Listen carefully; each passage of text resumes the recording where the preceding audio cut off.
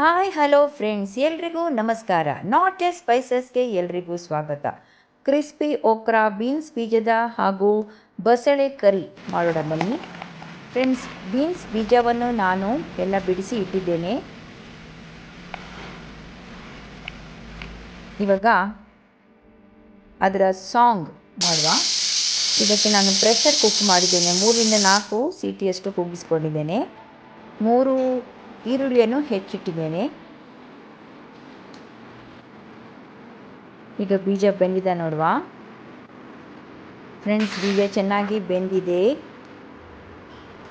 ಬನ್ನಿ ಕರಿ ಮಾಡುವ.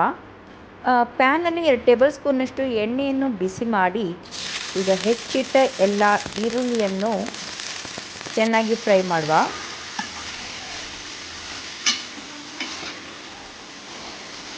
ಚೆನ್ನಾಗಿ ಕೆಂಪಗೆ ಫ್ರೈ ಮಾಡ್ಕೊಳ್ಬೇಕು.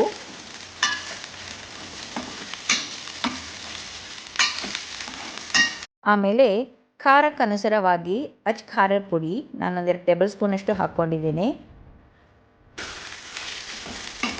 ಇದಕ್ಕೆ ಸರಿಯಾಗಿ 1-2 ನಿಮಿಷ ಫ್ರೈ ಮಾಡ್ಕೊಳ್ಳಿ. ಇವಾಗ ಹುಣಸೆ ನೀರನ್ನು ಹಾಕುವ.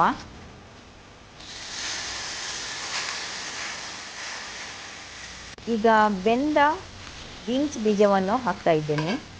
ಬರೀ ಸುಲಭ ಅಲ್ವಾ ಫ್ರೆಂಡ್ಸ್? ಇದರ ಟೇಸ್ಟು ಒಳ್ಳೇದು ಬರಬೇಕಾದ್ರೆ ಮೆಣಸು, ಹುಳಿ ಹಾಗೂ ಈರುಳ್ಳಿ ಇದು 3 ಕಾಂಬಿನೇಷನ್ ಕರೆಕ್ಟಾಗಿರಬೇಕಾಗ್ತದೆ.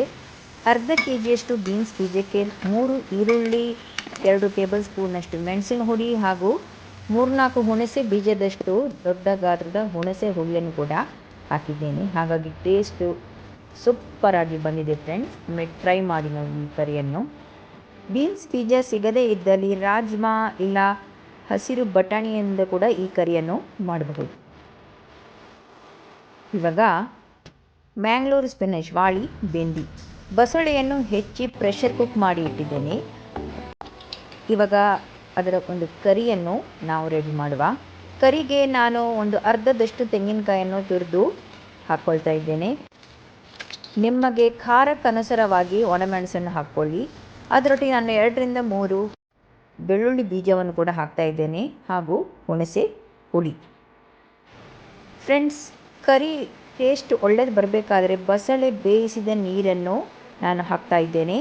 ನೋಡಿ, ಚೆನ್ನಾಗಿ ನಯವಾಗಿ ಮಸಾಲೆಯನ್ನು ರುಬ್ಬಿ ಈಗ ಬಸಳೆಗೆ ಹಾಕುವ. 1-2 ನಿಮಿಷ ಇದನ್ನು ಚೆನ್ನಾಗಿ ಬೇಯಿಸ್ಕೊಳ್ಳಿ. ಮಸಾಲೆ ಹಾಗೂ ಬಸಳೆ ಚೆನ್ನಾಗಿ ಬೆರೆತು ಬರಲಿ. ರುಚಿಗೆ ಬೇಕಾದಷ್ಟು ಉಪ್ಪನ್ನು ಕೂಡ ಈಗ ಹಾಕ್ಕೊಳ್ಳುವ.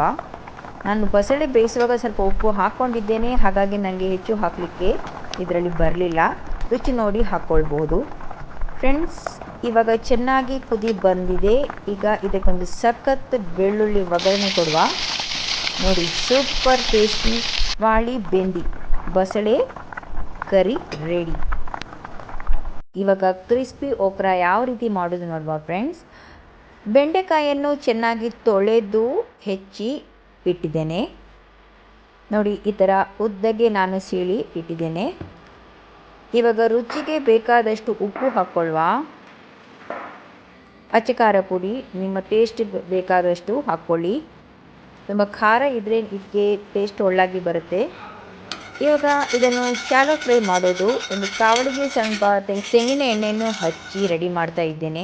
ಇವಾಗ ಈಗ ಚೆನ್ನಾಗಿ ಮಸಾಲೆ ತಾಗಿ ಬಂದ ಬೆಂಡೆಕಾಯಿಯನ್ನು ಸ್ವಲ್ಪ ಅಕ್ಕಿ ಹಿಟ್ಟಿನಲ್ಲಿ ಮುಳುಗಿಸಿ ಈಗ ಒಂದೊಂದನ್ನೇ ಇದನ್ನು ಫ್ರೈ ಮಾಡೋದು. ಈ ಫ್ರೈ ಮಾಡುವಾಗ ಇದಕ್ಕೆ ಬರುವ ಪರಿಮಳದಲ್ಲಿ ಇದರ ಟೇಸ್ಟ್ ಗೊತ್ತಾಗ್ತದೆ ಫ್ರೆಂಡ್ಸ್. ಚೆನ್ನಾಗಿ ಹದ ಬೆಂಕಿಯಲ್ಲಿ ಇದನ್ನು 2 ಬದಿಯಲ್ಲಿ ಫ್ರೈ ಮಾಡಿ ತೆಗೆದ್ರೆ ಓಕ್ರಾ ಕ್ರಿಸ್ಪಿಯಾಗಿ ರೆಡಿಯಾಗಿ ಬರ್ತದೆ.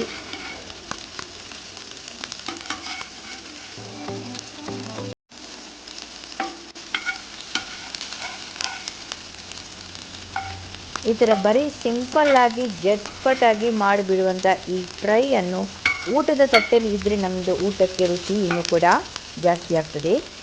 ಒಮ್ಮೆ ಟ್ರೈ ಮಾಡಿ ಓಕ್ರಾ ಫ್ರೈ.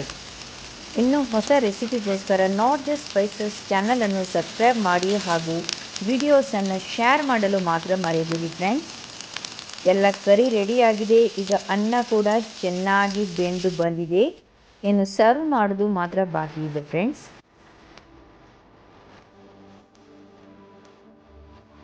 ವಂದನೆಗಳು.